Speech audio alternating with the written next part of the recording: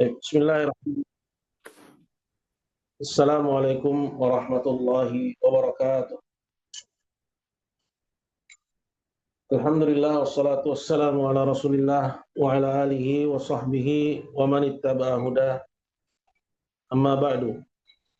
Ibu-ibu sekalian yang mulia kepada Allah Subhanahu wa taala, alhamdulillah puji syukur senantiasa kita panjatkan kehadirat Allah Subhanahu wa taala. Salawat dan salam semoga senantiasa tercurah kepada junjungan kita Nabi besar Muhammad sallallahu alaihi wasallam serta keluarga beliau dan para sahabatnya dan orang-orang yang mengikuti jalan langkah sunnahnya. Baiklah, pada kesempatan di malam hari ini di sini kita akan kembali menyambung pembahasan dari pembacaan kitab Minhajul Muslim, yaitu kitab yang merupakan karya dari Syekh Abu Bakar Jabir Al-Jazairi rahimahullahu ta'ala. Dan pembahasan kita dari kitab ini masih membahas pasal yang kelima, yaitu tentang keimanan kepada para malaikat. Dan pada pertemuan yang lalu kita telah mengambil dalil-dalil nakli, alasan-alasan berdasarkan riwayat-riwayat ayat ataupun selainnya yang menunjukkan akan wajibnya seorang muslim beriman dengan adanya para malaikat. Dan pada pertemuan kali ini kita akan masuk kepada dalil-dalil akli, itu dalil-dalil yang sesuai dengan nalar yang sehat, ya, pikiran yang lurus, ya, bahwa keimanan akan adanya malaikat itu selaras dan sejalan dengan, ya, akal sehat manusia. Berkata Syekh Abu Bakar Jabir Al-Jazairi rahimahullahu ta'ala, qala al-adillatu al-aqliyah, dalil-dalil akli.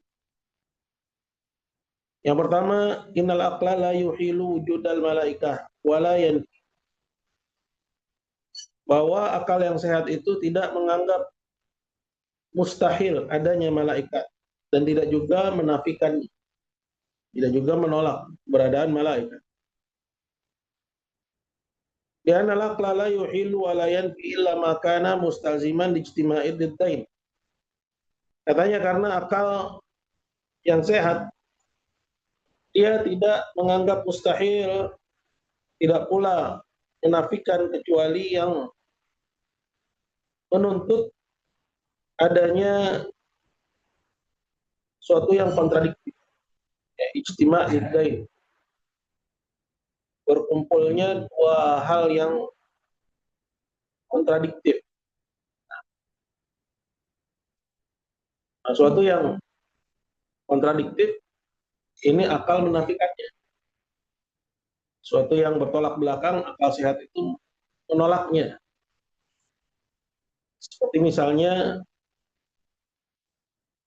adanya bersatunya hitam dan putih misalnya dalam, ya, warna pakaian. Ini tidak mungkin. Ya, yang mungkin adanya salah satunya. Kalau tidak ada hitam, maka ya lawannya itu. Adapun bersatu dua-duanya, pasti hilang pula dua-duanya. Intinya bahwa, ya, akal sehat ini dan nalar yang lurus, dia secara nalurinya dia tidak menafikan kecuali yang sifatnya seperti itu. Kakauni syai' mawjudan wa ma'duman, seperti misalnya sesuatu dan di waktu yang sama dikatakan ada dan juga dikatakan tidak ada. Ini mustahil. Karena ada dan tiada ini bertolak belakang. Ya maka akal akan menafikannya, akal akan menganggapnya sebagai suatu hal yang mustahil. Awin naqidain. Ya dalam bahasa Arab itu ada naqdain, ada naqidain. Ini beda. Kalau dalam bahasa kita itu dianggap sama. Tapi sebenarnya berbeda. Yang penyebutan naqidain itu seperti misalnya Islam dan kufur. Ya, itu tidak berkumpul dua-duanya dan tidak terangkat dua-duanya. Ya, misalnya Islam tidak mungkin berkumpul bersama dengan kekufuran. Kapan ada Islam, maka minggat kekufuran. Dan juga tidak mungkin terangkat dua-duanya. Dia nggak ada seorang di satu waktu dia tidak dikatakan Muslim, tidak pula dikatakan kafir. Di pasti ada salah satu. Kalau nggak dia Muslim maka dia kafir. Yang disebut dengan nakir. Jadi kalau yang pertama itu ad-did, disebut dengan aks, ya, kebalikan. Pengertiannya ma'amkan artifa'uhu. Ya mungkin nggak ada dua-duanya, misalnya nggak ada hitam, nggak ada putih, tapi adanya biru. Walam yumkin ijtima'uhu, tapi nggak mungkin bersatu dua-duanya, nggak mungkin bersatu hitam dan putih. Pasti akan menciptakan warna yang lain, disebut dengan aks, atau disebut juga dengan did, ya, disebut dengan kebalikan. Kalau yang kedua disebut dengan nakil. Kalau dalam bahasa Indonesia disebutkan dengan kebalikan juga, karena bahasa Indonesia tidak membedakan. Cuman dalam pengertiannya itu berbeda antara laks, ya, kebalikan dengan nakil. Kalau kebalikan yang tadi, ya, ya mungkin terangkat dua-duanya. Hitam dan putih mungkin terangkat dua-duanya. Ya nggak hitam, nggak putih mungkin. Tapi nggak mungkin bersatu dua-duanya. Ya. Nah kalau an-nakir, ya berbeda. Nakir itu nggak mungkin bersatu dua-duanya, nggak mungkin terangkat dua. Gitu ya. Jadi ini anggap aja faedah tambahan. Kalau bisa dipahami, alhamdulillah. Kalau agak sulit nggak apa-apa di skip. Intinya bahwa akal yang sehat itu ya tidak menganggap mustahil ya kecuali yang seperti ini keadaan. Nah, kemudian kata beliau, waliman diwujudil malaika la yastaljim syai'an min dzalika abada. Dan beriman kepada malaikat ini bukan dari jenis ini. Ya, bukan dari jenis yang mustahil, bukan dari jenis yang dia itu bertolak belakang. Nah, kalau dia bertolak belakang, akal pasti menafikan. Ya, sedangkan beriman dengan malaikat itu tidak termasuk dari jenis ini. Ini dalil yang pertama. Bahwa akal yang sehat ya mengakui adanya ya, malaikat, ya, bahwa dia tidak ya, menafikan ya adanya malaikat. Karena adanya malaikat ini bukan dari jenis ya bersatunya dua hal yang kontradiktif. Kira-kira begitu ya. Kemudian dalil yang kedua, idza kana minal musallam bihi lada kafatil uqala anna athara syai' yadullu ala wujudihi. Bahwa menurut ya akal orang-orang yang berakal, adanya satu pengaruh, adanya satu dampak, ya adanya satu bekas. Ini menunjukkan akan adanya sebab. Ini suatu perkara yang musallam, ya, sudah diterima dengan penuh, ya kerelaan oleh semua orang yang berakal. Bahwa adanya sesuatu, seperti misalnya adanya alam, menunjukkan akan adanya pencipta. Lalu beliau masuk, kata beliau, qala fa innal malaikati atharan. Sedangkan kita bisa tetapkan adanya malaikat melalui pengaruhnya, melalui bekasnya, melalui bukti-buktinya. Ya, nah ini ada banyak. Takdi, maksud takdi itu tahkum. Ya, di mana bukti-bukti itu bisa memutuskan, menetapkan, ditetapkan darinya, biwujudihim, buat takidu, bahwa malaikat itu memang ada. Ya, bahkan bukti-bukti itu memberikan penekanan akan adanya malaikat. Apa bukti-bukti tersebut? Min dalik, kata beliau, awalan yang pertama, usulul wahyi ilal anbiya wal mursalin, sampainya wahyu kepada para nabi dan para rasul. Ya, idh kana ghaliban ma yasiluhum biwasitatir ruhil amin. Karena kebanyakannya sampainya wahyu kepada para nabi dan para rasul itu melalui perantaranya Jibril, disebut dengan Ruhul Amin. Jibril alaihissalam, al-malakil muwakkal bil wahyi, yaitu malaikat yang diamanahkan untuk menyampaikan wahyu. Kalau misalnya ada yang bilang, gimana akan hal itu kan juga butuh bukti. Misalnya ada orang bilang begitu, ya, keimanan ya terhadap ya persoalan tersebut, bahwa sampainya wahyu itu hanya dengan perantara malaikat pun juga butuh. Maka apa kita bilang? Ya, pembahasan ini hanya bagi orang yang beriman. Ya, dengan perkara yang gaib.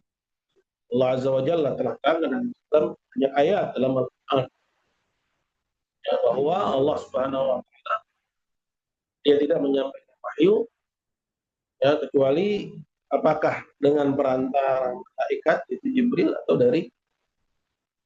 secara langsung, ya. Artinya ini menunjukkan akan bahwa buktinya itu adalah keimanan. Jadi kalau memang lawan kita adalah orang ateis, memang cuma juga. Maka kata beliau, qala wa hadza atharun dhahirun, dan ini pengaruh yang terang sekali, la yungkar, ya nggak bisa ditampik, nggak bisa didustakan. Wa huwa muthbitun wa muakkidun li wujudil malaikah, dan yang demikian itu menetapkan serta menguatkan akan adanya malaikat. Jadi sampainya Al-Quran yang berupa wahyu kepada kita, ya, ini asarnya, ini pengaruhnya. Nah, adanya pengaruh ini menunjukkan akan adanya yang menyampaikan. Al-Quran menerangkan bahwa yang menyampaikan adalah ya para malaikat melalui para rasul. Yang kedua, wafatul khalaiq biqabdi arwahihim, diwafatkannya banyak makhluk dengan dicabutnya nyawa-nyawa mereka. Fa innahu atharun dhahirun, yang demikian itu merupakan pengaruh yang jelas dan terang sekali, dalun, yang menunjukkan ala wujudi malakil maut, menunjukkan akan adanya malaikat pencabut nyawa. Wa wanihi, dan juga para pembantu-pembantunya. Allah Ta'ala berfirman, qul yatawaffakum malakul mauti alladzi wukila bikum. Allah katakanlah, kalian diwafatkan oleh malaikat pencabut nyawa yang diutus kepada kalian. Yang ketiga, qala hifdzul insan min adzal jan wasyaitan wa syururihima ula hayat.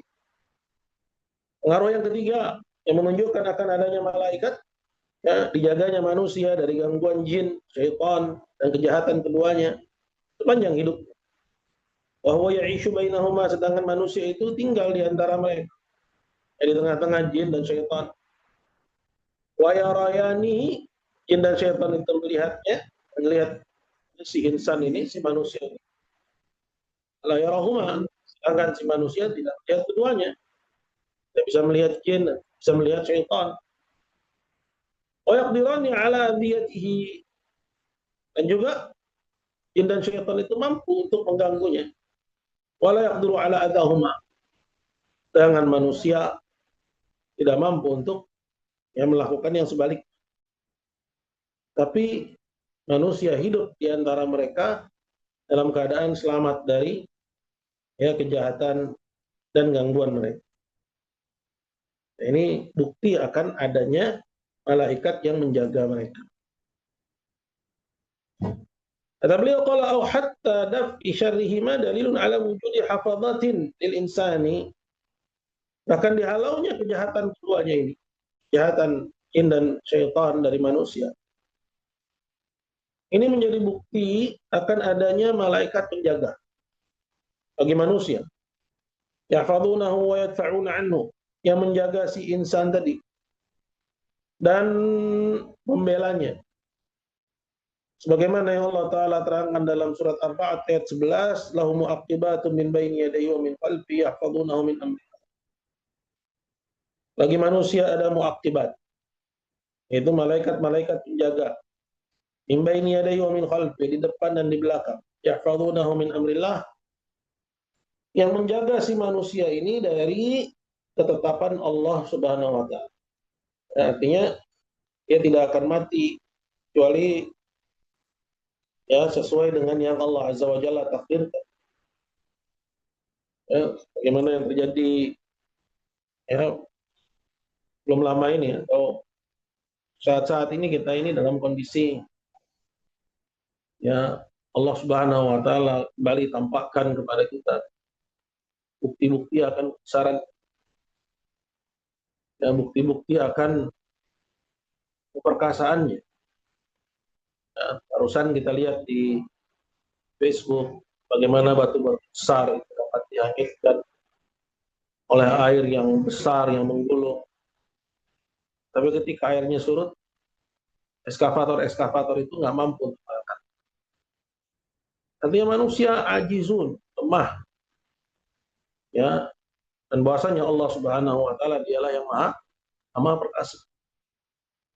Dalam bencana yang besar yang menimpa Sumatera Barat, ya Sumatera Utara, begitu juga sebagian besar dari wilayah Aceh, mungkin bisa kita katakan demikian. Kita bisa melihat bagaimana ya, ada orang-orang yang Allah Azza wa Jalla jaga, Allah Azza wa Jalla selamatkan. Saat yang sama, ya, tidak sedikit dari orang-orang yang justru ya Allah Subhanahu wa Ta'ala ya wafatkan pada musibah. Artinya ada orang yang sampai kepada ajalnya sesuai dengan takdirnya. Ada yang lemah, namun karena memang belum takdir, Allah Subhanahu wa Ta'ala jaga. Ya, dia mencapai takdirnya sendiri. Nah, musibah-musibah seperti ini, ibu sekalian dimuliakan Allah, ini nggak boleh kita lewatkan begitu saja. Boleh. Nah, seolah-olah tidak terjadi apa-apa. Dia terjadi di depan pelupuk mata kita, menghiasi layar-layar kaca kita, media-media online yang ada di tangan. Musibah itu Allah Subhanahu wa Ta'ala turunkan dengan satu maksud, dengan satu tujuan, agar manusia itu tunduk kepada Allah Subhanahu wa Ta'ala. Bagaimana Allah Jalla wa Ala firman dalam Al-Quran, agar mereka menjadi tunduk hatinya kepada Allah Jalla wa Ala. Tapi apabila manusia tidak tunduk, dia lalai, ya, maka Allah Subhanahu wa Ta'ala akan semakin ya ulur mereka, hingga ketika datang kesempatannya mereka tidak lagi tertolong, tidak lagi bisa tertolong. Dan sejarah musibah dan bencana di bumi Nusantara ini, kalau ingin kita sebut satu persatu, sepanjang umur kita aja, ya, mungkin kita ini kelahiran yang barangkali paling tua kelahiran 60 barangkali. Ada yang kelahiran 60. Kita bisa catat sekian banyak musibah, ya, yang memakan korban jiwa, yang dahsyat, yang sebagian besarnya itu mirip dengan bencana yang Allah Subhanahu wa Ta'ala berikan kepada umat dahulu. Jadi kita memang harus menggunakan akal kita untuk mencerna dan mendudukkan serta mencocokkan dengan ayat ya, yang kita baca dalam Al-Quran, dalam hadis. Allah Jalla wa Ala, kullan akhadna bidhanbi, wa minhum man khasafna bil ardi, wa minhum man aghraqna, wa minhum man ya akhadatu sayhah. Semua kami binasakan. Ini tentang umat-umat terdahulu. Adapun yang terkena musibah sejak tanggal 25 November kemarin, Allahu a'lam. Tapi terkait dengan umat-umat terdahulu yang mendustakan Rasulnya, Allah ceritakan, "Kullan akhadna bidzambih", semua kami hukum karena dosanya. Faminhum man akhadatu sayhah, di antara mereka ada yang dibinasakan dengan suara yang memekakkan telinga.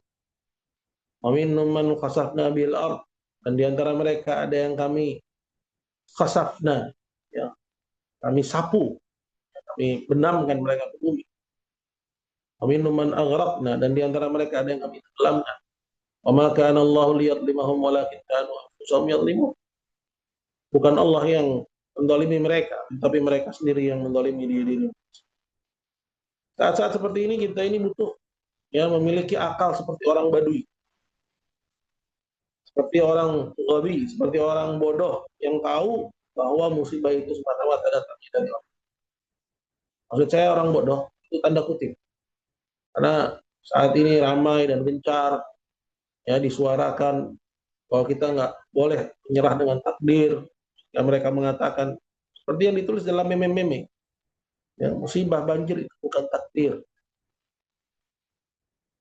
Kita perlu menjadi seperti orang yang nggak tahu apa-apa selain keimanan kepada Allah Subhanahu Wa Taala, agar hati ini dapat mudah tunduk, mudah tergugah, ya, tidak banyak berteori. Jadi karena siklon A, siklon B, karena penebangan hutan, betul bahwa itu semua milik sebab. Namun kalau yang menciptakan sebab tidak menghendaki, tidak. Kadang pengetahuan kita terhadap pengetahuan hukum itu membuat kita jadi kurang takut kepada Allah. Lemah rasa takutnya kita kepada Allah. Kalau Allah mampu mengatasi, sehingga nggak tercapai apa yang Allah Azza wa Jalla inginkan dengan musibah tadi. La'allahum yadarra'un, agar mereka menjadi tunduk hatinya, menjadi lembut hatinya. Kita selama ini kan telah banyak menyombongkan diri, menyombongkan dengan maksiat, menyombongkan dengan dosa, seolah-olah hukuman Allah nggak akan menyentuh kita.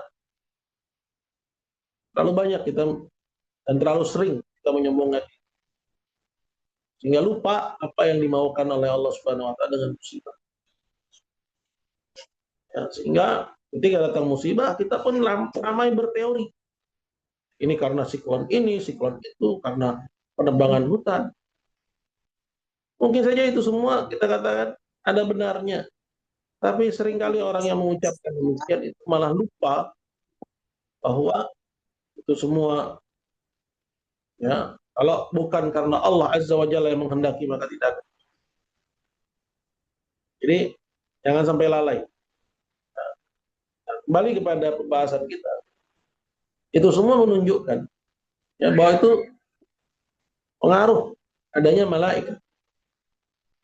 Kita mengetahui yang turunkan hujan, ya Allah Azza wa Jalla mengutus ya malaikatnya yang menurunkan hujan, tumbuhan-tumbuhan. Ya. Kemudian juga ya malaikat-malaikat yang mereka adalah utusan-utusan Allah Subhanahu wa taala yang mencabut nyawa. Wafatkannya manusia itu menunjukkan akan adanya malaikat, sebagaimana Allah Jalla wa ala terangkan dalam Al-Qur'an, "Qul yatawaffakum malakul maut", mewafatkan malakul maut. Malakul maut yang mencabut nyawanya. Artinya bukan karena murni sebab tenggelam, murni sebab tertimbun. Berapa banyak yang tertimbun digali kemudian selamat, tenggelam kemudian ya berhasil ditolong kemudian selamat. Artinya itu semua sebab, namun ada malaikat yang Allah Azza wa Jalla. Jadi gitu ya, pengaruh itu menunjukkan akan adanya malaikat. Kemudian yang ketiga, ada muruyati syai'i li dha'fil basari aw li faqdil istihdadil kamil li ruyati syai' la yanfi wujudahu. Sedangkan kondisi ya bahwa mata kita ini penglihatannya terbatas, ya, sehingga nggak mampu dalam menangkap ya objek secara sempurna, itu bukan berarti objek itu nggak ada. Ya, artinya mungkin ada orang mengatakan kalau Anda bilang malaikat itu ada, terus mana kita nggak lihat? Kondisi Anda nggak melihat berarti nggak ada, gitu ya. Itu sederhananya. Idunaka asya'un katsiratun minal madiyat fi alami syahadah kanat taqsuru anha ar-ru'yah fil 'ain al-mujarradah.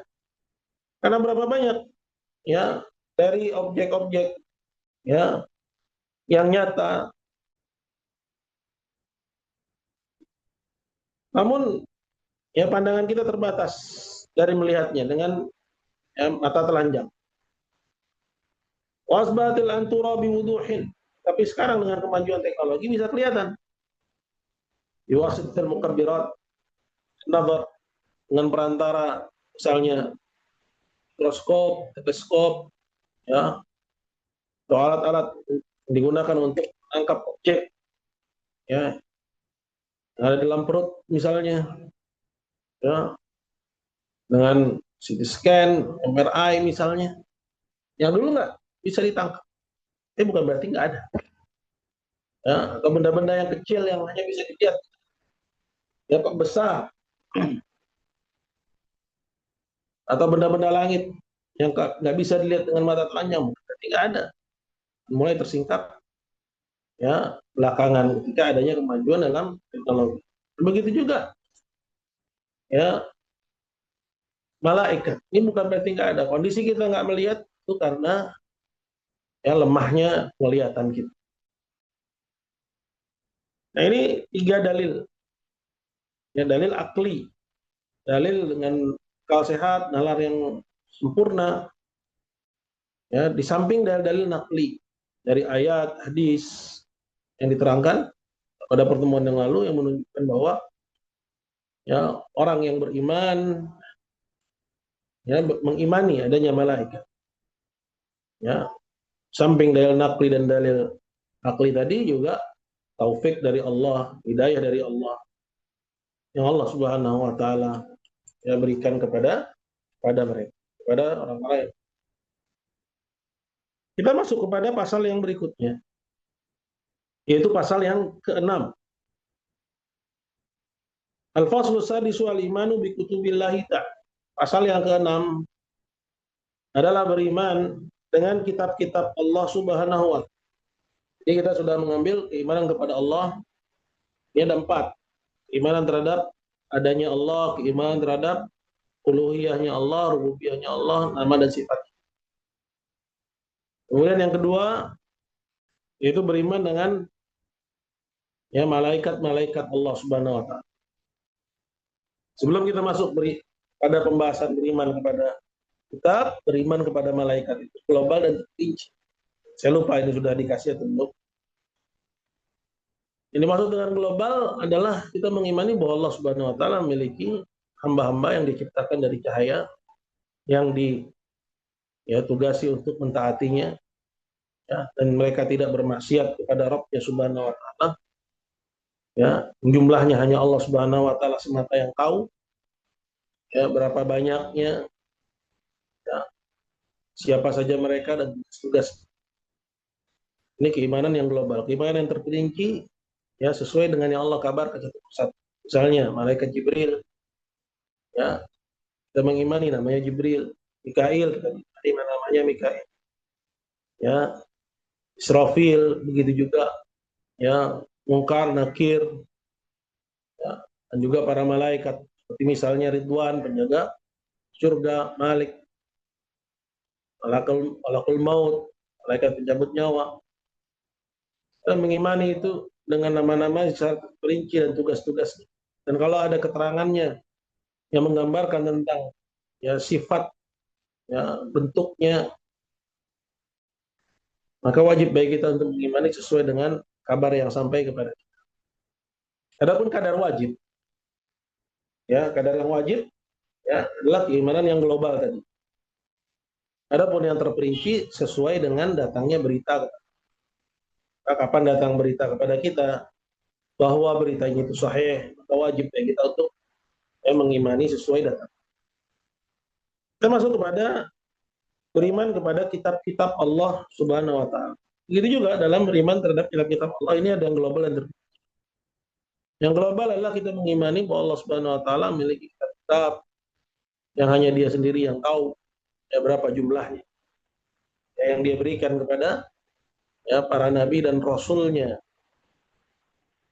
ya yang memuat kebenaran, ya akan wahyunya, yang menerangkan tentang nama-nama dan sifatnya, surga dan neraka, ancaman dan juga ya janji-janjinya. Ini keimanan yang global. Dan mengimaninya bahwa kitab-kitabnya semuanya adalah hak dan benar, tidak mengandung kebatilan dari depan maupun dari belakang.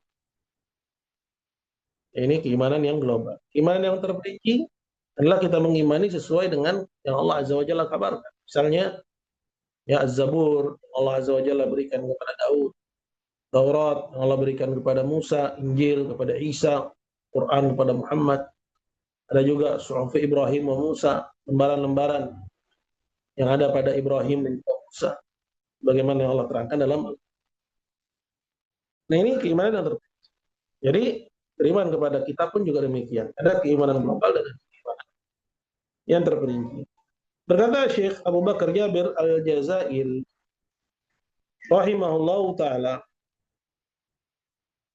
yu'minul muslimu bi jami'i ma anzalallahu taala min kitab. Seorang muslim beriman dengan semua yang Allah turunkan dari kitab-kitab. Wa ma ata ba'da rusulih min suhuf, dan juga dari lembaran-lembaran yang Allah berikan kepada sebagian rasul-rasulnya. Ya, jadi ada kitab, ada juga suhuf. Suhuf itu lembaran-lembaran. Wa anna kalamullahi auhahu ila rusulih, dan bahwasanya kitab-kitab dan suhuf-suhuf itu adalah kalamnya, ucapannya, perkataannya, artinya sifat dari sifat-sifat. Al-Quran itu kalamullah, sifat dari sifat-sifat Allah Subhanahu wa taala. Liyuballighu anhu, Allah wahyukan kepada rasul-rasulnya agar rasul-rasulnya itu menyampaikan risalah ini dari Allah, syar'ahu, syariatnya, wadinahu, dan agamanya, ya, agar rasul-rasul itu menyampaikan kepada kaumnya. Wa ana 'azama hadhil kutub al-kutub al-arba'ah, dan dari kitab-kitab tersebut ada 4 yang paling agung. Al-Quranul Karim al-Munazzal ala Nabi Muhammad, ini yang pertama, Al-Quran yang Allah turunkan kepada Nabi kita Nabi Muhammad. Wa Taurat al-Munazzalah ala Nabiyillahi Musa alaihissalam. Yang kedua adalah Taurat yang diturunkan kepada Musa. Zabur, kemudian Zabur al-Munazzal ala Nabiyillahi Daud, yang diturunkan kepada Nabi Daud. Wal Injil al-Munazzal ala Abdillah wa Rasulihi Isa, dan juga Injil yang Allah turunkan kepada hamba dan Rasulnya, yaitu Isa alaihi salatu wassalam.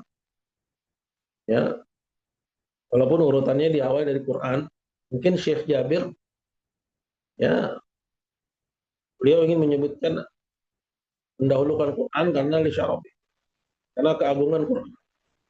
Adapun urutannya diawali dari Zabur, kemudian Taurat, kemudian Injil, kemudian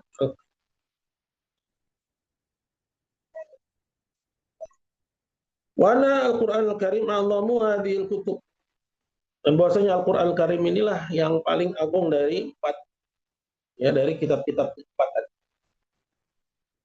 Al-Muhaiminu 'alaiha, yang menjadi, ya, superior di atas kitab-kitab yang lainnya, karena dia yang memberikan kesaksian akan kebenarannya, kebenaran kitab-kitab yang datang sebelumnya, ya, meluruskannya, ya, menafsirkannya, ya,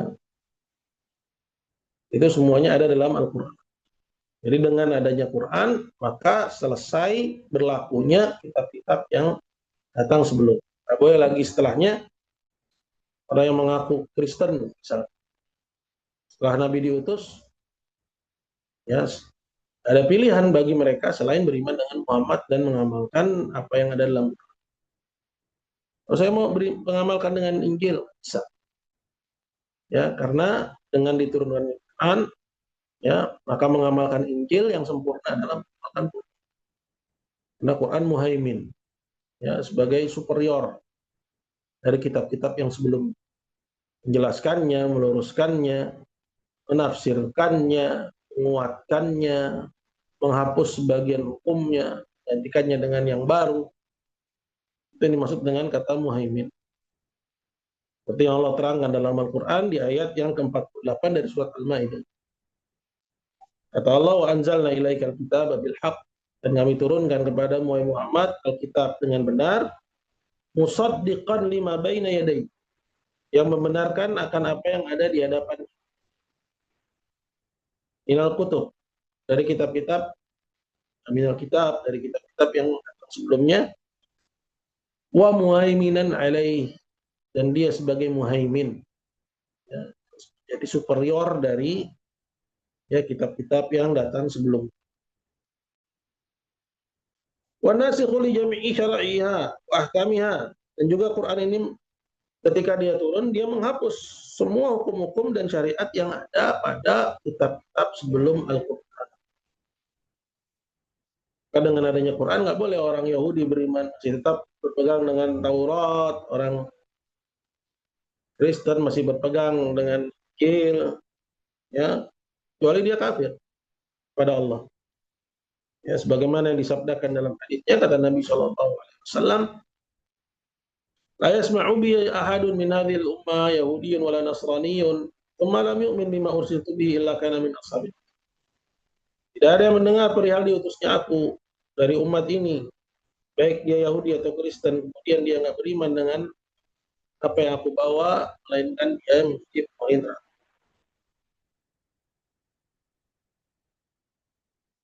Berkata Syekh Jabir, qala wa dzalika lil adillatin naqliyah sam'iyah. Dan keimanan seorang mukmin kepada kitab-kitab tersebut, di antaranya adalah Al-Quran tadi, dengan sifatnya yang muhaimin terhadap kitab-kitab yang datang sebelumnya, itu semua berdasarkan dalil-dalil naqli, sam'i, ya, berdasarkan dalil-dalil dari Quran, hadis, wal adillatil aqliyah, dan juga sesuai dengan ya nalar yang sehat dan akal yang sempurna. Al-atiyah, dan penjelasannya sebagaimana berikut. Dimulai dari dalil-dalil naqli dulu.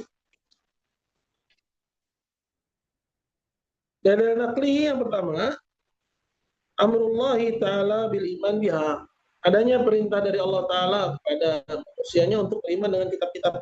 Ini menunjukkan ya harusan beriman dengan ya.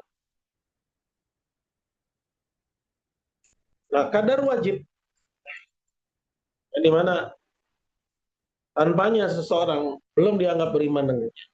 Kadar wajibnya adalah dia mengimani bahwa Allah Subhanahu wa taala ya memiliki kitab yang dia turunkan kepada Nabi. Dan bagi kita sebagai muslim, ya Al-Qur'an yang dia turunkan kepada Muhammad. Ya, bahwa Al-Qur'an itulah wahyu Allah, kalamullah. Ya, berisikan kebenaran, tidak mengandung sedikit pun kebatilan. Dan wajib menjadikannya sebagai pedoman dalam hidup. Ya, kadar wajib. Ya, pedoman bagi kehidupan tanpa melihat ya waktu. Ya, tidak seperti yang dikatakan oleh orang-orang yang merasa takjub dengan akalnya, ya, katakan bahwa Al-Quran ini hanya untuk Muhammad dan orang-orang di zaman. Adapun di zaman sekarang, zaman modern seperti sekarang, ada kewajiban. Orang ini sekalipun dia bilang dia beriman dengan Quran, sebenarnya dia nggak beriman dengan Quran. Baik, dalam Al-Quran kata Allah memerintahkan untuk beriman dengan kitabnya. Kita dapati ya pada firman-Nya, ya ayyuhalladzina amanu aminu billahi wa rasulih. Wahai orang-orang yang beriman, berimanlah kalian kepada Allah dan Rasul-Nya, wal kitabil ladzi nazzala ala rasulih. Dan berimanlah kalian kepada Alkitab yang dia turunkan kepada Rasul-Nya, maksudnya Al-Quran. Wal kitabil ladzi anzala min qabl, dan juga kepada kitab-kitab yang Allah turunkan sebelum. Adapun kepada kitab-kitab yang Allah turunkan sebelum Al-Quran, wajib bagi kita untuk berhukum dengannya. Karena Al-Quran sifatnya menghapus hukum yang ada pada kitab-kitab sebelumnya. Tapi wajib bagi kita mengimani bahwa Allah Azza wa Jalla yang menurunkan kitabnya kepada Daud, kepada Isa, kepada Musa, ya, dan bahwa yang diturunkan kepadanya itu benar, ya, muatannya adalah benar, gitu ya, dan merupakan wahyu yang wajib dijalankan oleh kaumnya di zaman. Tapi pada Al-Quran yang diturunkan kepada Muhammad ditambah, ya, ditambah dengan kewajiban untuk menjalani syariat yang terdapat di dalamnya. Jadi itu dalil nakli yang pertama, bahwa memang Allah memerintahkan kita untuk beriman dengan kitab yang Allah turunkan kepada umat dan kepada Rasul. Ya, cuman beda ya bentuk keimanannya, jangan nanti ya disalahartikan. Ini belajar agama kita harus cermat. Ya. Karena banyak orang yang mereka belajar agama, mereka sisakan waktunya yang paling berharga dia gunakan untuk yang lain. Tapi sisa-sisa waktunya dia gunakan untuk belajar. Ya, ya, seperti ini banyak orang yang akhirnya salah-salah dalam memahami agama Allah Subhanahu wa Ta'ala. Baik, yang kedua, ikhbaruhu ta'ala anha, bahwa Allah mengabarkan tentangnya, ya, akan adanya kitab-kitab yang dia turunkan. Dalam Al-Quran pada surat Ali Imran ayat 2 dan 4, Allah berfirman, Allahu la ilaha illa huwal hayyul qayyum. Dialah Allah, tidak ada yang berhak diibadahi selain Dia yang Maha hidup dan menghidupkan. Ya, Al-Hayyu, ya, yang hidup dengan kehidupan yang sempurna, yang tidak didahului oleh ketiadaan dan tidak disentuh oleh kebinasaan. Ya, Al-Qayyum dapat padanya sifat qayyumiyah, ya, bahwa selainnya bergantung kepadanya. Nazala alaikal kitab, dia menurunkan kepadamu wahai Muhammad Alkitab, maksudnya Al-Quran, bilhaq, dengan benar. Musaddiqan lima baina yadayhi, membenarkan akan apa yang ada di hadapannya. Wa anzalat Taurat wal Injil, dan dia juga menurunkan Taurat dan Injil min qabl, sebelum Al-Quran. Hudan linnas, sebagai petunjuk bagi manusia. Wa anzalal furqan, dan dia juga menurunkan Al-Quran. Ini nama lain dari Al-Quran. Nah, pada ayat ini Allah mengabarkan, ya, akan adanya kitab, ya, yang dia turunkan pada para nabi dan rasul. Maka kondisi bahwa Allah mengabarkannya wajib bagi kita untuk mengimaninya. Kemudian Allah Jalla wa'ala juga berfirman di ayat yang lain, wa anzalna ilaikal kitaba bil haqqi musaddiqan lima baina yadayhi minal kitabi wa muhaiminan alaihi. Ayat yang tadi kita baca. Dan kami menurunkan kepadamu wahai Muhammad kitab dengan benar, membenarkan apa yang ada di hadapannya dari kitab-kitab, dan sebagai muhaimin atasnya. Ya. Qala fi qawlihi jalat qudratuhu wa ma ataina Dauda zabura wa ataina Dauda zabura. Dan juga Allah berfirman, dan kami berikan kepada Daud Zabur. Dan juga Allah berfirman, wa innahu latanzilu rabbil alamin nazala bihi ruhul amin ala qalbika litakuna minal mundirin bilisanin arabiyyin mubin. Dan sungguhnya Al-Quran itu latanzilu rabbil alamin, suatu yang diturunkan oleh Rabbul Alamin. Nazala bihi ruhul amin, turunnya dibawa oleh malaikat Jibril. Ala qalbika, kepada hatimu wahai Muhammad, litakuna minal mundirin, agar kamu termasuk di antara orang-orang yang memberi peringatan bilisanin arabiyyin mubin, dengan bahasa Arab yang terang. Dan juga pada ayat yang lain, inna adalah fis suhufil ula, sesungguhnya yang demikian ini ada terdapat pada lembaran-lembaran yang pertama, suhufi Ibrahim wa Musa, lembaran-lembarannya Ibrahim dan juga Musa. Ini kabar dari, ya, Allah Subhanahu wa Ta'ala akan adanya kitab-kitab yang munazzal, yang memang dia turunkan.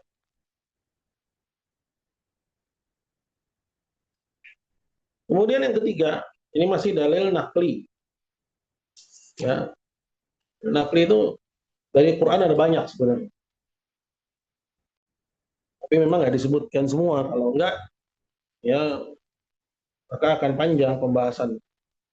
Tapi apa yang disebutkan ini hanya sebatas isyarat.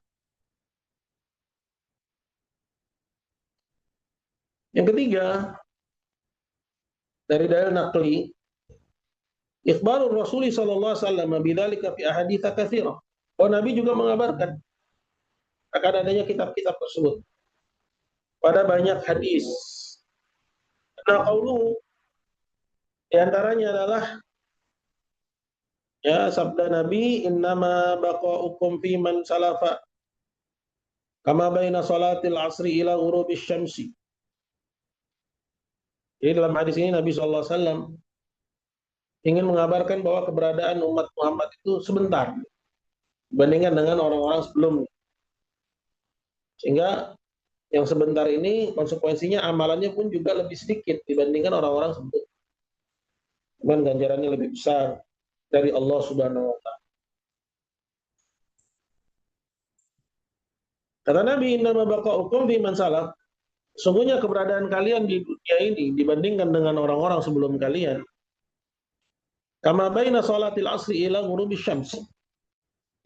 Lamanya itu seperti antara sholat asar sampai matahari tenggelam.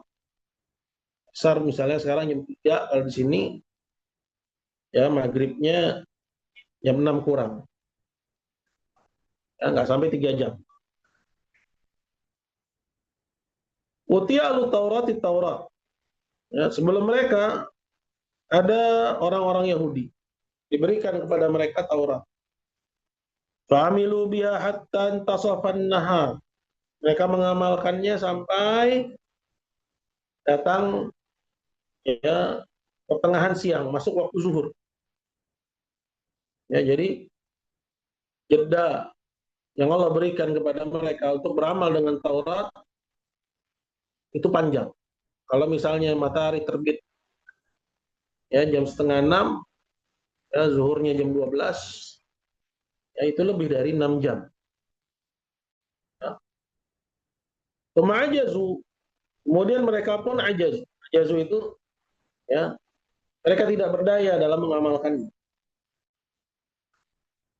Artinya mereka mencampakkannya atau lemah dalam mengamalkannya. Fautu kiraton kiraton. Maka mereka pun diganjar dengan satu kirat. Satu kirat itu sebesar bukit Uhud. Ya, masing-masing dari mereka diganjar dengan satu kirat. Kemudian linjila fa'amilu bi hatta suliyatil asr. Kemudian datang gilirannya orang-orang Kristen. Turunkan kepada mereka Injil, mereka pun mengamalkan Injil, dan itu berlangsung semenjak ya pertengahan siang tadi hingga datang masuk sholat asar. Jadi kalau misalnya pertengahan siang jam 12, asar jam 3, ya 3 jam. Ya. Ajizu, lalu mereka pun tidak berdaya mengamalkannya. Fautu kiratan kirat. Mereka pun diganjar dengan masing-masing satu kirat. Ya, sebesar bukit Uhud. Itu, kemudian kalian datang di umat Islam. Kalian pun diberikan Al-Quran. Fa'amil tumbihi. Dan kalian pun mengamalkan Al-Quran itu hatta gharabatis syams. Sampai matahari tenggelam. Jadi masa mereka mengamalkan Quran itu ya dari semenjak asar sampai matahari tenggelam. Ini kurang dari 3 jam. Ini waktunya lebih sedikit. Ya. Qutitum ini qiratain. Dan kalian, maksudnya umat Muhammad, masing-masingnya diganjar 2 qirat. Ini lebih banyak. Ya, diganjar 2 qirat. Faqala ahlul kitab, lalu berkatalah orang Yahudi dan Kristen ini. Aqallu minna amalan wa aktsaru ajran. Mereka amalannya lebih sedikit dari kami, tapi balasannya lebih banyak. Lalu apa kata Allah? Qala hal walam tukum min haqqikum min syai'. Kata Allah, Lalu apakah aku telah menzalimi hak kalian? Artinya Allah nggak mengurangi hak mereka. Cuman Allah Azza wa Jalla lebihkan ya untuk ya mereka yang diberikan kepadanya. Lalu ketika mereka ditanya begitu, mereka pun menjawab la. Kemudian kata Allah, qala huwa fadli utituhu man asya. Itulah karunia dariku yang aku berikan kepada siapa yang aku inginkan. Jadi ada sini menunjukkan akan keutamaan umat akhir zaman, umatnya Muhammad. Bahwa mereka mendapatkan ganjaran dua kali. Walaupun ya waktu mereka beramal itu cuma sebentar. Nah di sini disebutkan ya adanya keterangan bahwa Allah Azza wa Jalla memberikan kepada orang Yahudi Taurat, ya pada orang Kristen itu Injil, dan kepada orang Islam Al-Quran. Jadi di sini syahidnya atau sorotannya adanya penjelasan atau keterangan dari Nabi akan adanya kitab. Ya. Wa fi qawlihi, dan juga kita dapati dalam hadis yang lain di mana Nabi SAW berkata, "Khuffifa ala Daud al-Quran al-qiraah." Diringankan atas Daud ya Al-Quran, maksudnya qiraah. Karena itu memang diantara maknanya adalah bacaan. Maksudnya bacaan terhadap kitab. Maka ana ya'muru bidawabihi. Jadi ketika Daud ya menyuruh untuk disiapkan tunggangannya, patusraj, untuk tunggangannya ini dipakaikan pelana, fayaqra'ul Quran at-Taurat atau Zabur. Waktu yang sedikit itu digunakan oleh Daud untuk membaca Al-Quran. Maksudnya Taurat atau Zabur. Quran di masa Daud namanya Taurat atau Zabur. Qabla an tasraja dawabuhu. Jadi sebelum dipakaikan tunggangannya itu pelana, Daud sudah menyelesaikan bacaan. Wala yaqulu illa min amali yadayhi. Dan Daud tidak makan kecuali dari hasil kerja tangannya. Nah, di sini disebutkan adanya Taurat dan Zabur, yang menunjukkan bahwa Allah Subhanahu wa taala memiliki kitab. Itu sorotannya. Ya. Wa fi qawlihi, dan juga pada sabda Nabi yang lain juga Nabi mengatakan la hasada illa fitnatain. Tidak ada hasad kecuali dalam dua hal. Rajulun atahu Allahul Qur'an fa huwa yatlu ana al-laili wa ana an-nahar. Yang pertama adalah seorang yang Allah berikan kepadanya Quran, kemudian dia membacanya sepanjang malam dan sepanjang siang. Wa rajulun atahu Allahu malan, dan seseorang yang Allah berikan kepada dia harta, bahwa yunfiqhu ana al-lail wa ana an-nahar, lalu dia nafkahkan hartanya itu sepanjang malam dan juga sepanjang siang. Sama ya sisi pendalilannya adanya penyebutan ya Al-Qur'an, adanya penyebutan Alkitab yang Allah Azza wa Jalla ya turunkan kepada nabinya. Wa fi qawli taraktu fikum ma in tamassaktum bihi lan tadhillu ba'di kitabullah wa sunnati rasulih. Juga dalam hadis Nabi mengatakan, aku tinggalkan kalian sesuatu yang jika kalian berpegang teguh dengannya, kalian tidak akan tersesat sepeninggalanku, yaitu kitabullah dan sunnah Rasul. Jadi ada kitab. Ya, maka wajib bagi kita mengimani atau beriman dengan kitab. Dan juga dalam hadisnya kata Nabi, la tusaddiqu 'alal kitab wa la tukadzibuhum wa qulu amanna billadzi unzila ilaina wa unzila ilaikum wa ilahuna wa ilahukum wahidun wa nahnu lahu muslimun. Kata Nabi, jangan kalian membenarkan ucapan ahli kitab dan jangan pula kalian mendustakan. Maksudnya kalau mereka menyampaikan kepada kita tentang isi Alkitab mereka, jangan sembarangan mendustakan dan jangan pula sembarangan ya membenarkan. Ya. Nah, bisa jadi nanti yang kamu dustakan adalah wahyu. Tapi katakanlah kami beriman dengan yang diturunkan kepada kami dan diturunkan kepada kalian, dan sesembahan kami dan kalian adalah satu. Ya, itu pada asalnya ya, seperti yang saya katakan. Oh nggak benar orang-orang sekarang mengatakan bahwa semua agama menyembah Tuhan. Orang musyrik ya, yang mereka beribadah kepada Allah, beribadah juga kepada selain Allah. Misalnya beribadah kepada kuburan, beribadah kepada orang soleh, tak layak dikatakan ya kita semua beribadah kepada Tuhan yang sama. Sedangkan mereka beribadah kepada selain Allah. Ya, apalagi ya al-Yahud dan Nasara, ya kalau sesama Muslim, sama orang yang mengaku Muslim aja, itu belum layak. Ya, kita katakan bahwa semua beribadah kepada Tuhan yang sama. Sampai kita tahu bahwa memang dia menauhidkan Allah Subhanahu wa taala. Apalagi orang-orang Yahud dan Kristen. Ya, setelah diutusnya Nabi dan tidak beriman pada Nabi Shallallahu Alaihi Wasallam. Ya. Adapun maksud dari ayat ini wa ilahuna wa ilahukum wahid, dan sesembahan kami dan kalian itu satu, sebelum ya agama mereka dirusak ya, dengan kesyirikan. Mereka akhirnya beribadah kepada Isa, beribadah kepada Ruhul Kudus, ya beribadah kepada santo-santo. Ya.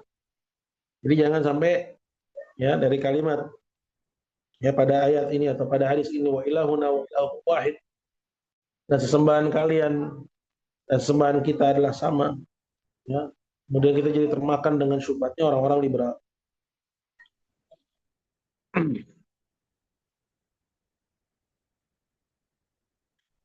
Wa nahnu lahu muslimun, dan kami hanya kepadanya berserah diri. Itu hanya kepada Allah Subhanahu wa taala.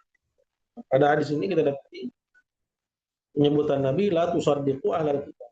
Jangan kalian percaya kepada ahlul kitab, dan juga jangan kalian mendustakan ya, apa? Karena bisa jadi yang kalian dustakan itu wahyu. Ya, sorotannya apa? Sorotannya bahwa memang Allah Azza wa Jalla yang menurunkan kitab. Yang terakhir dari dalil akli. Ya, dari dalil nakli. Imanul malaina minal ulama wal hukama wa ahli iman fi kulli zamanin wa makan. Wa i'tiqaduhum al-jazim bi anna Allah Ta'ala qad anzala kutuban awhaha ila rusulih wa khairatin nasi min khalqih. Adanya ya jutaan orang dari para ulama dan hukama. Hukama itu orang-orang yang bijak dan orang-orang yang beriman di setiap zaman dan tempat. Ya, bahwa mereka beriman dan meyakini dengan keyakinan yang jazim, yang kuat. Bahwasanya Allah Ta'ala telah menurunkan kitab-kitab yang dia wahyukan kepada rasul-rasulnya dan kepada hamba pilihannya. Wa dhammanaha ma arada min sifatihi. Dan dimuat dalam kitab itu apa yang dia inginkan untuk dikabarkan dari sifat-sifatnya. Ya. Nah, ini yang paling utama yang ada dalam Al-Quran. Jadi kalau misalnya ditanya apa yang paling penting yang ada dalam Quran, yang paling penting yang ada dalam Quran itu ma'rifatullah, mengenal Allah Subhanahu wa taala. Ya, apa dalilnya? Dalilnya hadis Ubay bin Ka'ab. Di mana Nabi SAW satu hari bertanya kepada Ubay, "Ya Ubay, ma a'zamu ayatin fi kitabillah?" Ayat apakah yang paling agung dalam Al-Quran? Kemudian Ubay menjawab, ayatul kursi. Ya, kemudian Nabi membenarkan perkataan Ubay. Nabi liyahnika hadzal ilm wal qadir. Selamat atas benarnya jawabanmu wahai Abul Mudir. Kenapa ayat kursi menjadi ayat yang paling agung yang ada dalam Al-Quran? Jawabannya karena ayat kursi berisikan tentang sifat-sifat Allah Subhanahu wa taala. Walau akhbari ghaibi, dan juga memuat berita-berita yang gaib. Ya. Sebelum kejadian alam semesta, begitu juga ya peristiwa-peristiwa di akhir zaman, dan bagaimana manusia digiring ya, di akhirat ya hingga ahli surga, penghuni surga masuk surga, dan penghuni neraka masuk ke neraka. Wa bayanu syar'i, dan memuat keterangan akan syariat. Wa dinihi, dan juga agamanya. Wa wa'dihi wa wa'idihi, dan ancaman dan juga ya janji-janjinya. Jadi imannya mereka ini menjadi dalil. Ya, karena apa? Karena kalau para ulama tentunya orang-orang yang berilmu, ya, dan mereka adalah saksi. Ya, Allah mengambil persaksian mereka Syahidallahu annahu la ilaha illahu ya wal malaikatu wa ulul ilm. Allah bersaksi bahwa tidak ada yang berhak ibadah kecuali Dia. Malaikat bersaksi, ulama bersaksi. Ini menunjukkan akan tingginya kedudukan ulama. Artinya kalau ulama ya beriman, maka keimanan selain ulama itu bukan ukuran. Bukan ukuran. Wallahu ta'ala a'la wa a'lam. Baik, ibu-ibu sekalian dimuliakan Allah. Insya Allah ini kajian di malam hari ini. Ini kita baru ambil dalil-dalil nakli. Nah, insya Allah kita lanjutkan dalil akli. Dan sekaligus pasal yang ketujuh tentang ya keimanan kepada kitab yang lebih spesifik, yaitu keimanan kepada Al-Quran. Baik, jika ada yang ingin ditanyakan, saya persilahkan. Ya Ustadz, Masya Allah, jazakumullah khairan Ustadz. Teman-teman sekalian, barusan adalah pembahasan di bab beriman kepada malaikat, kemudian dilanjutkan beriman kepada kitab-kitab Allah. Dan insya Allah pembahasan kitab-kitab Allah ini akan dilanjutkan pada pertemuan yang akan datang. Di sini sudah ada yang ingin bertanya. Uti Mardia, tafadholi. Ya, jazakallah khairan Ukti Sylvia. Assalamualaikum warahmatullahi wabarakatuh Ustadz. Izin bertanya, Waalaikumsalam. ini mengenai keadaan malaikat yang dalil yang malaikat tidak memasuki rumah jika ada gambar atau patung gitu Ustadz. Nah sekarang kalau kita tinggal di suatu rumah, di dalam kamar kita nggak ada apa-apa gitu Ustadz ya. Tapi di rumah itu masih terdapat gambar-gambar patung, bukan patung yang diukir tapi seperti gambar gitu, animasi gitu. Itu bagaimana ya Ustadz? Apakah malaikat tetap masuk ke kamar kita atau gimana Ustadz? Barakallahu fikum wa jazakumullah khairan Ustadz. Ya, Syekh Mukbil, ya rahimahullah, guru kami di Yaman, dulu pernah ditanya tentang hadis. Ya, gimana ya Syekh? Jangan ya duit-duit kita ini ada gambar presiden. Apakah berarti malaikatnya masuk rumah? Syekh melangkai hadis. Beliau mengatakan ya masuk. Ya, sesuai dengan hadis. Nah, kira-kira begitu.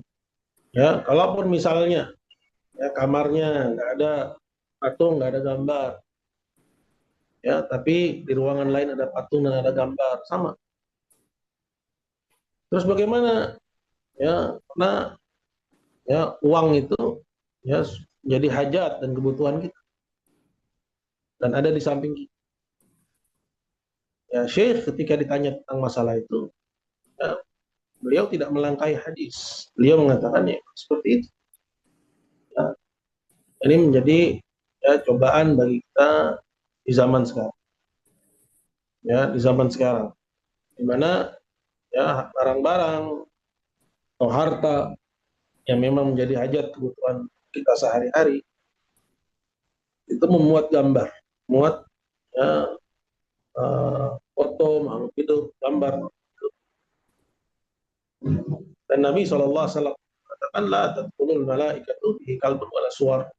Malaikat masuk rumah di situ ada gambar dan juga ada Allahu a'lam. Ada lagi Uti Mardia? Ya, Afwan, kelanjutan dari yang tadi Ustadz, dalam hal ini misalnya kayak tinggal serumah dengan keluarga yang lain gitu Ustadz, tetap berlaku seperti itu ya Ustadz ya? Ya, kita nggak Tidak bisa boleh. melangkai hadis. Kita nggak bisa melangkai hadis. Jadi Syekh Mukbil rahimahullah itu selalu mengingatkan tentang bahaya gambar.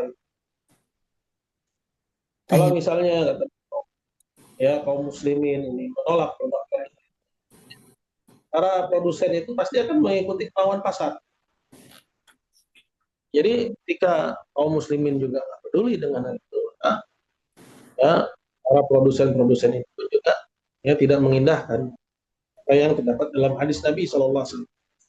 Malah ketika dilihat justru yang ada gambarnya yang laris, mereka akan cari dan akan buat ya produk-produk yang ada gambar. Ya, kembali kepada kaum muslimin. Barakallahu. Wafikum barakallah jazakumullah khairan Ustaz. Ya, Masya Allah.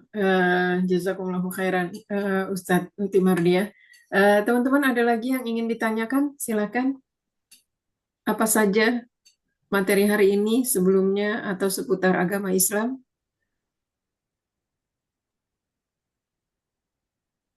Afwan, boleh mumpung masih ingat nih, Uti Sylvia, Ustadz. Uh, Jadi kita nggak boleh ya Ustadz, kita cuma boleh meyakini bahwa malaikat itu ada dan ghaib gitu ya, tapi kita nggak boleh mentakwilkan gitu bentuknya seperti apa, karena ada keluarga yang dia uh, semacam ngawasin orang-orang yang lagi sakaratul maut gitu Ustadz. Terus dia bilang sama kita, kita tuh lihat matanya udah ngeliat itu kayak apa, udah ngeliat malaikat maut gitu. Ah, itu nggak boleh ya kita mentakwilkan kayak gitu ya Ustaz. Bahwa lihat malaikat di sekitarnya gitu. Barakallahu fikum wa jazakumullah khairan Ustaz. Tergantung maksudnya apa, gitu.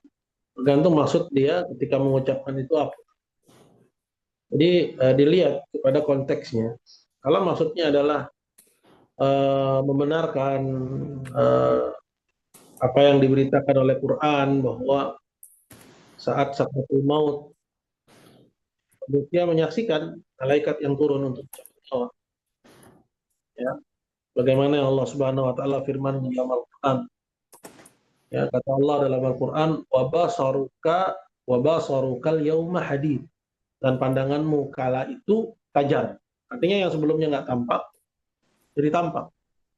Ya, melihat dia turunnya malakul maut, ya akan mencabut nyawanya. Ya. Nah, kalau maksud dari orang yang hadir di hadapan orang yang sedang sekarat dengan ucapannya, ya maksudnya adalah membenarkan apa yang Allah beritakan, nah nggak apa-apa. Ya. Tapi kalau maksudnya dia ikut melihat, katanya kepadanya, emang ibu lihat gitu. Kalau dia bilang iya saya lihat, dia bohong. Ya, bohong. Karena yang bisa melihat yang sedang sakaratul maut.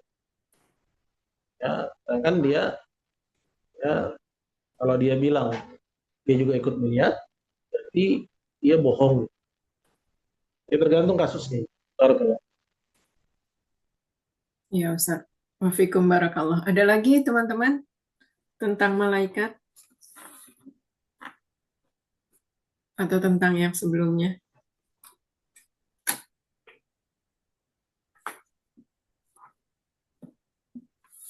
Kalau belum ada, Ustadz, ini ada yang tertulis tentang Asmaul Husna, Ustadz.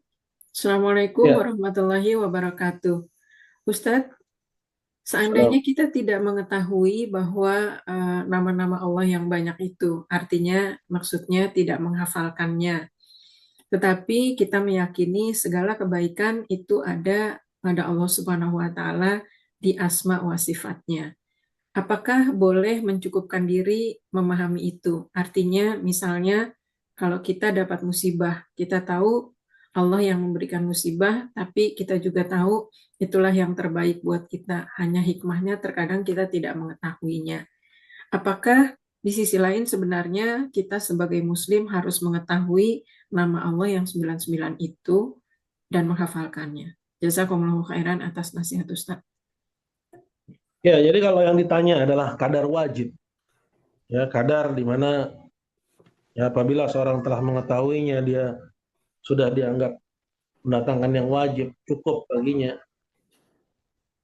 Cukup dia mengetahui nama-nama yang Allah Subhanahu Wa Taala ya, sebutkan dalam Al-Quran. Dari nama-nama Allah Subhanahu Wa Taala yang zahir, yang diketahui ya oleh semua orang. Seperti misalnya nama dia Allah, nama dia Ar-Rahman, nama dia Ar-Rahim. Ya, itu juga seperti misalnya ya nama dia Al-Kabir, yang Maha Besar, ya, Al-Aliyul Azim, Maha Tinggi, Maha Agung. Jadi nama-nama yang Allah Subhanahu Wa Taala sering ulang-ulangi penyebutannya dalam Al-Quran. Ya, jadi misalnya nama dia Al-Ahad, As-Samad, Ini semua nama-nama Allah Subhanahu wa taala yang zahir, yang terang benderang, ya, bagi seorang muslim yang memenuhi standar. Kalau dia nggak tahu dan dia tidak mencapai kadar yang, ya, standar ini, kadar yang wajib, asim, dia berdosa, dan dia tidak wajib untuk mengetahui semua nama Allah. Tapi jelas ini aib bagi seorang muslim. Ya, sedangkan, ya, dia tahu bahwa nggak ada satu pun nikmat yang sampai kepadanya kecuali dari Allah. Ma bikum min ni'matin min Allah. Nikmat apapun yang ada pada kalian, dia semata-mata datangnya dari Allah. Kalau misalnya ada orang berbuat baik kepadanya, dia pasti pengen kenal. Dia pengen dekat. Dia pengen lebih akrab. Padahal baiknya itu temporer. Sedangkan kebaikan Allah Subhanahu wa taala nggak pernah lepas dari dirinya pada setiap tarikan nafas, setiap detakan jantung. Kemudian dia nggak ada keinginan untuk mengenalnya. Ibnu Qayyim dalam sebuah ucapan yang terkenal, beliau mengatakan bahwa manusia pergi meninggalkan dunia dan dia tidak merasakan yang paling lezat yang ada di dunia. Apa itu? Mengenal Allah Subhanahu wa taala. Beliau meneruskan bahwa kelezatan di akhirat itu berbanding lurus dengan kelezatan di dunia. Maka orang yang tidak merasakan kelezatan di dunia, mengenal Rabb-nya dengan nama-namanya dan sifat-sifatnya, dengan nama-namanya yang indah, sifat-sifatnya yang tinggi, perbuatannya yang, ya, berkisar antara anugerah dan keadilan. Apabila itu kebaikan bagi hamba, nikmat yang dirasakan oleh si hamba itu adalah anugerah. Sedangkan jikalau itu adalah musibah, maka dia nggak lepas dari keadilan Allah kepada hambanya. Musibah bukan berarti Allah zalim pada siapa, tapi adalah tuntutan keadilan Allah yang maha adil. Bahwa perbuatannya nggak keluar dari, ya, pusara, ya, nikmat dan keadilan. Kalau dia nggak ada keinginan untuk mengenalnya, ya, sedangkan nikmat yang sampai kepadanya tidak ada satupun kecuali datangnya dari Allah Subhanahu wa taala. Kan dia keluar dari dunia ini dalam keadaan dia belum merasakan nikmat yang paling besar yang ada di alam semesta ini, di dunia ini. Kalau dia nggak merasakan nikmat itu di dunia, maka dia nggak akan merasakan nikmat tersebut, ya Allah. Ya Ustadz, Masya Allah. Jazakumullahu khairan Ustadz. Teman-teman ada lagi yang ingin bertanya? Aib, satu lagi boleh, Uti? Sebentar, Ustaz, Utu. Ya. Ada lagi teman-teman yang lain? Silakan. Ya, kalau belum ada nanti dulu ya Uti Mardia. Udah ada yang tertulis. Insya Allah nanti bergantian. Ya, Assalamualaikum warahmatullahi wabarakatuh. Ustadz mohon nasihatnya terkait dengan ibadah kepada Allah Subhanahu wa taala. Kita sangat sedikit sekali beribadahnya, tapi sebenarnya kita juga ingin banyak Ustadz, tapi ternyata hawa nafsu mengalahkan ibadah kepada Allah Subhanahu wa taala. Misalnya ingin bangun malam, ingin beribadah, tetapi lebih memilih tidur karena badan yang lelah. Atau kita banyak memilih kehidupan, misalnya bekerja lebih didahulukan dengan bermajelis ilmu. Walaupun terkadang pekerjaan itu bisa ditunda atau bisa sambil mendengarkan majelis ilmu.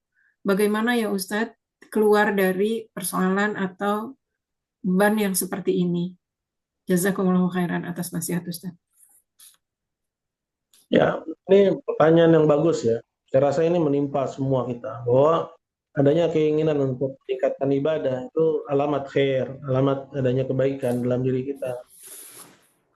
Cuman memang syaitan menjanjikan pada manusia, ya, hingga akhirnya mereka pun lalai. Manusia pun lalai dari janji Allah Subhanahu wa taala, mengikuti bisikan syaitan. Bagaimana kiat untuk bisa istiqomah dalam ibadah kepada Allah. Yang pertama tentunya dia harus memaksakan diri berdoa, ya mohon hidayah dari Allah Subhanahu wa taala, kemudian memaksakan diri untuk menghadiri majelis ilmu dan jadikan hatinya selalu penasaran dengan persoalan-persoalan ilmu lebih besar daripada penasarannya tentang ya keuntungan dunia. Kemudian dia juga harus ya, memilih teman-teman yang sejalan dengannya, teman-teman yang sama-sama menginginkan akhirat. Karena sahib-sahib, teman itu pasti mengaruhi. Kemudian juga jauhi semua hal-hal yang bakal menyeretnya kepada kelalaian. Seperti misalnya melakukan hal-hal yang sia-sia. Ya. Seperti misalnya, mohon maaf, ya bukan hanya anak muda, bahkan tua pun juga sedikit dari yang main game, sibuk dengan hobi, atau mendengarkan musik, ya, atau bahkan merokok. Ini semua akan mengambil waktu dia. Ya. Mungkin kan orang ngerokok itu sambil baca Quran. Minimal dia akan akan baca berita atau dia sambil mendengarkan musik. Ya. Ini menyita waktunya. Sehingga akhirnya dia pun ya, terseret kepada hal yang sifat ringan. Tapi kalau misalnya teman-temannya adalah orang-orang yang memiliki nafas yang sama, maka dia akan lebih terbantu. Ya, Syekh Mukbil rahimahullah sering mengatakan bahwa masyarakat kita ini tidak membantu kita untuk taat kepada Allah Subhanahu. Jadi kalau kita masih lengket sama masyarakat, masih ya mudah berbaur mengikuti arus, ya maka kemungkinan besar kita akan tetap kesulitan. Tapi orang yang melebihkan akhiratnya daripada dunia, maka dia akan bisa ukur porsinya. Mungkin ada waktunya di mana dia bergaul, namun dia tahu kapan dia harus menarik diri dari pergaulan apabila hal itu dianggap ya mencederai iman. Allahu a'lam. Ya Ustadz, jazakumullah khairan. Tafadholi Uti Mardia. Baik, jasa khairan Ukti. Ya Ustadz, ini berkenaan dengan beriman kepada kitab-kitab Allah gitu Ustadz. Karena Al-Quran yang teragung dan utama dan penghapus hukum-hukum sebelumnya gitu Ustaz. Nah ini kan di penghujung tahun, apalagi di Amerika sini terbiasa kita ngucapin Happy Holidays gitu loh Ustaz. Dulu kan Merry Christmas, sekarang udah diganti Happy Holidays. Nah untuk memantapkan ke keluarga ya, kita share ke keluarga dan teman-teman, berarti kita bisa tunjukin dalil akli dan nakli ini ya Ustaz. Di sini ada semua gitu. Bisa kita tunjukin aja gitu Ustaz. Gimana baiknya Ustaz. Jadi kan kayak Ana misalnya bilang udah share sama keluarga gitu ya, nggak sama teman juga. Kita nggak perlu ucapin apapun ke mereka. Tapi kalau mereka yang ngucapin gimana gitu. Nah, Ya, barakallahu fikum wa jazakallahu khairan Ustaz. jadi sekali lagi dan mohon maaf sebelumnya. Jadi ini memang dampak dari tinggal di negeri kafir. Ya, bahwa akhirnya kita akan kesulitan kikuk dalam mempraktekkan agama kita. Karena memang pengaruh orang-orang kafir, budaya orang kafir, begitu juga pergaulan dengan mereka itu sedikit banyak ya membuat kita jadi kesulitan dalam mempraktekkan. Tapi jika misalnya seorang mampu untuk mempraktekkan agama, tetap istiqomah di atas agama Allah Subhanahu wa taala, maka ya dia nggak akan mengkhawatirkan apa. Ya, dia nggak mengkhawatirkan apa. Nah, sekarang bagaimana kaitannya dengan ucapan-ucapan akhir tahun? Ya, apakah ucapan Happy Holiday dengan Merry Christmas itu kedudukannya sama? Itu berbeda ya. Merry Christmas itu lebih spesifik dan lebih identik dengan ajaran agama. Sedangkan Happy Holiday ini tampaknya ini tolong dikoreksi kalau memang pandangan saya keliru. Karena Happy Holiday itu sifatnya umum. Seperti misalnya kami di Sahabat Teladan ini di awal Desember ini memang akan ada libur ya setelah ujian. Boleh nggak seorang mengucapkan selamat berlibur. Ini masuk ke dalam ranah muamalah sebenarnya. Jadi kalau memang diganti kepada happy holiday justru bagus. Dan hal-hal yang sifatnya tidak bertentangan dengan agama, kita juga jangan terlalu strict di situ, jangan terlalu ketat. Kecuali kalau memang itu identik ya dengan ajaran agama. Tapi untuk sementara ini, pandangan saya sepertinya ucapan selamat berlibur itu diucapkan oleh ya, semua penganut agama. Artinya dia lebih dekat kepada muamalah ketimbang ibadah. Begitu. Tapi kalau misalnya ada acara untuk menghadiri Natal atau mengucapkan Natal atau misalnya diucapkan ya selamat Natal ya, nah di situ kita perlu untuk menampakkan keyakinan kita ya, tentunya ya dengan cara yang baik ya, kalau memang hal itu eh, bisa kita tempuh gitu ya, misalnya kita katakan maaf saya nggak merayakan ya, atau cara yang lain yang itu ibu lebih tahu ya, bagaimana menghindarinya dengan tanpa harus merusak hubungan baik. Allah.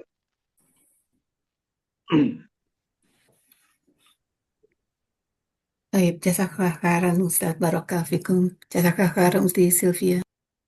Ya, wajazakumullahu khairan. Mungkin informasi sedikit Ustadz terkait dengan pengucapan Happy Holiday instead atau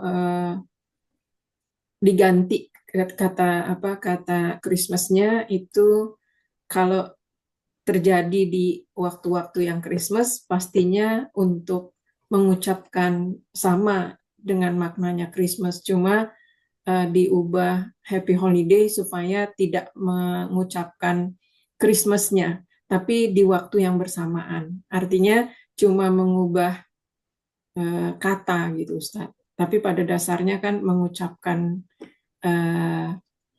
Merry Christmas. Itu biasanya sih suka terjadi di kantor-kantor itu Ustaz, mungkin. Atau di tempat-tempat bekerja. Wallahu a'lam. Seperti itu pemahaman yang Ana dapat, dan memang tidak boleh, kecuali misalnya seperti yang Ustadz contohkan, ketika anak-anak liburan, terus kita misalnya guru atau orang tua murid sama-sama mengucapkan Happy Holiday, karena holiday di sana adalah liburan. Tapi kalau misalnya di sini ada Thanksgiving atau di sini ada Christmas, Happy Holiday itu kan terkaitnya dengan Merry Christmas itu, Ustaz. Wallahu a'lam. Jadi Iya, happy holiday kalau diucapkan pada momentum Christmas, maksudnya Christmas ya? iya Ustaz. Itu mungkin seperti apa ya? Membawa tema-tema agama ke ruang publik apa ya? Seperti itu ya? Maksudnya ke situ kali ya? Iya, karena kalau di sini kan seperti orang ngucapin selamat Lebaran, padahal itu kan Hari Raya Idul Fitri gitu, Ustaz. Nah, Lebaran identik ke Islam. Cuman yang saya ingin ketahui ini happy holiday sebagai pengganti dari ucapan Merry Christmas. Karena Apa itu diucapkannya seperti bertepatan dengan di bulan-bulan itu gitu, Ustaz. Jadi ya, nggak yang maksudnya apa seperti misalnya pejabat-pejabat Indonesia nih, kalau misalnya ngucapin salam dia bawa, dia borong semua. Iya. Seperti itu identik dengan satu agama. Jadi sebenarnya anti agama ini. Seperti misalnya gerakan New Age Movement itu loh.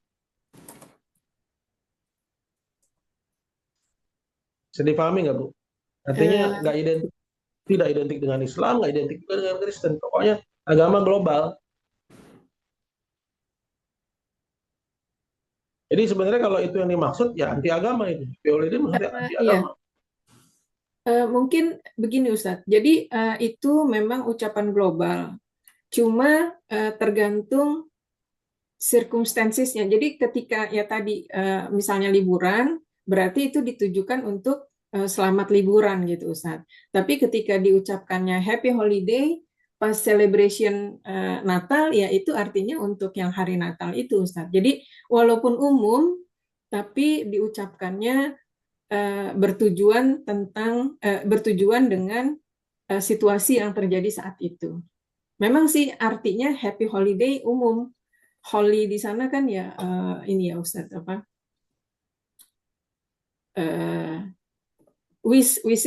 Mengharap kebahagiaan terhadap hari yang akan dihadapi gitu Ustaz. Iya, iya. Iya. Ya Iya. kalau seperti itu memang mesti dihindari. Karena identik dengan agama. Jadi happy holiday-nya diucapkan di saat Christmas, ya berarti identik dengan agama. Tapi kalau eh, tidak identik ya, seperti misalnya tadi dijelaskan, ya, happy holiday di luar Christmas juga orang mengucapkan happy holiday juga, maka itu aman ya. Nah itu ucapan umum lebih dekat pada muamalah. Tapi saya mencurigai juga ya, bahwa memang ini identik dengan orang nggak mau membawa tema-tema agama ke ruang publik. Jadi semacam agama global. Jadi nggak Islam, nggak juga Kristen. Jadi pakai bahasa yang umum. Seperti artinya ini lebih identik dengan anti agama. Itu cuma kecurigaan aja Ibu ya. Jadi kalau emang identik dengan anti agama atau identik dengan Kristen, ya lebih baik kita menghindari juga walaupun bahasanya itu happy holiday. Allah.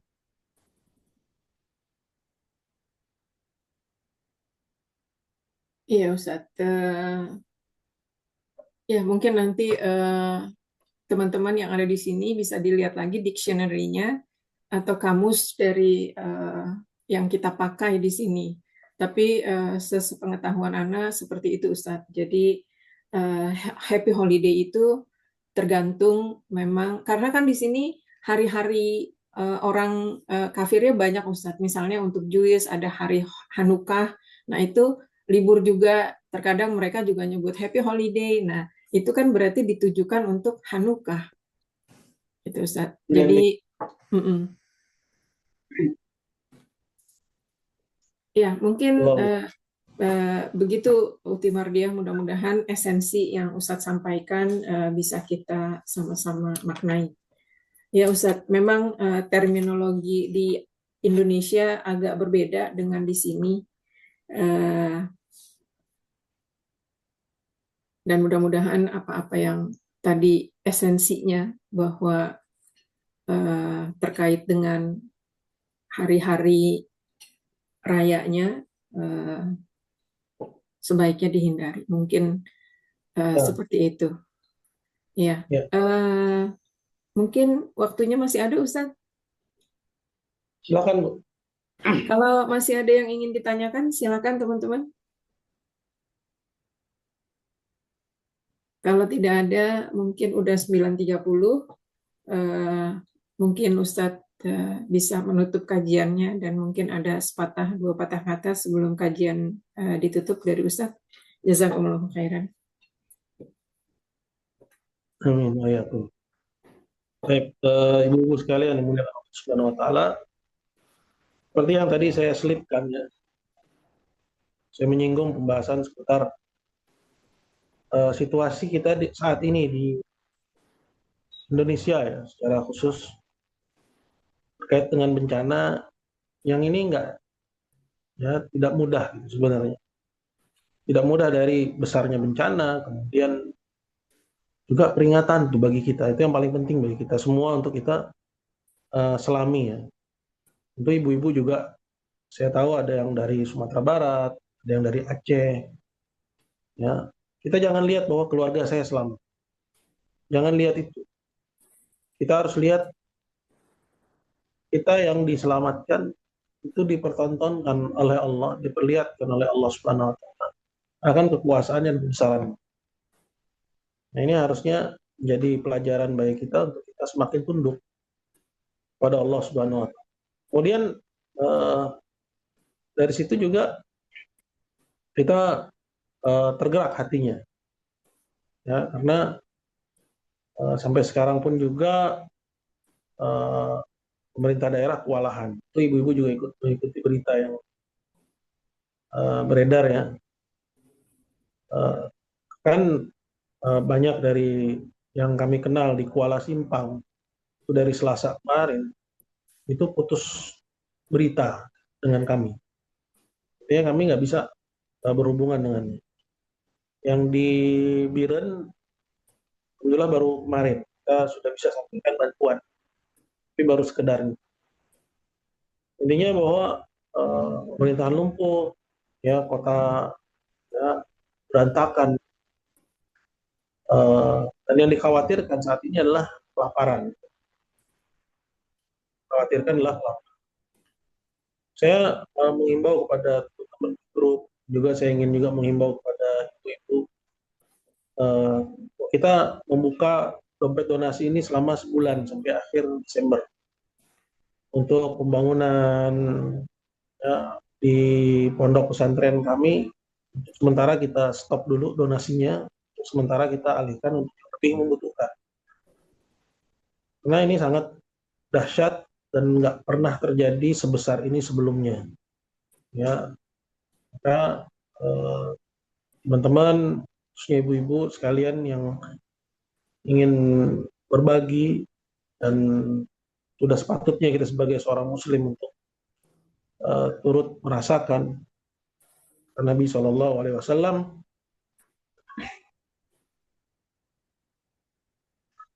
al-mu'min lil mu'min kal bunyan yashuddu ba'dhum ba'd. Ya, seorang mukmin yang satu dengan yang lainnya bagaikan satu bangunan yang saling menopang. Dalam hadis kata Nabi, "Mathalul mu'minina fi tawadihim wa tarahumihim wa ta'atufihim." Perumpamaan orang yang beriman dalam kasih sayang di antara mereka, saling merasa di antara mereka. Itu bagaikan satu tubuh. Idza ishtaka minhu 'udwun tada'ala sa'irul jasadi bil humma wa sa'ah. Apabila ada yang sakit, maka bagian tubuh yang lainnya ikut merasakan sakit. Saya coba memikirkan dan mengilustrasikan ketika air surut itu lumpurnya lebih dari 2 meter. Lumpurnya lebih dari 2 meter dengan badan yang lemah, makanan yang kurang. Mereka harus membersihkan rumah tanpa adanya ketersediaan air bersih dan makanan yang cukup. Itu ini sangat berat sekali, ibu-ibu sekalian. Sedangkan sampai saat ini sudah seminggu, jalur darat pun juga putus. Bantuan disampaikan melalui helikopter. Tempat yang sulit dijangkau, helikopter pun nggak bisa menurunkan, nggak bisa mendarat. Mereka melempar dari atas. Artinya lulu lantak yang luar biasa, yang kita semua kaget ya melihatnya. Ya. Jadi mari kita sama-sama ya, untuk kita meringankan beban dan musibah yang saudara-saudara kita di sana. Kita niatkan lillah subhanahu wa ta'ala, semoga apa yang kita berikan kepada mereka walaupun sedikit itu dapat memberi semangat ya, semangat untuk bertahan hidup bagi mereka yang ada di sana, bahwa mereka dalam hal ini tidak sendiri. Jadi untuk dompet donasinya seperti biasa ke Yayasan Sahabat Teladan, cuman kita bedakan dengan nominal 100 di belakang. Kita berharap dalam waktu tidak lama segera sudah bisa terbuka informasi, khususnya yang di Kuala Simpang. Seminggu ini kita nggak tahu beritanya. Allahul musta'an. Itu yang ingin saya sampaikan. Semoga ada manfaatnya. Kurang lebihnya saya mohon maaf. Saya pamit, ibu-ibu sekalian dimuliakan Allah. Subhanakallahumma bihamdika asyhadu an la ilaha illa anta astaghfiruka wa atubu ilaik. Assalamualaikum warahmatullahi wabarakatuh. Waalaikumsalam warahmatullahi wabarakatuh.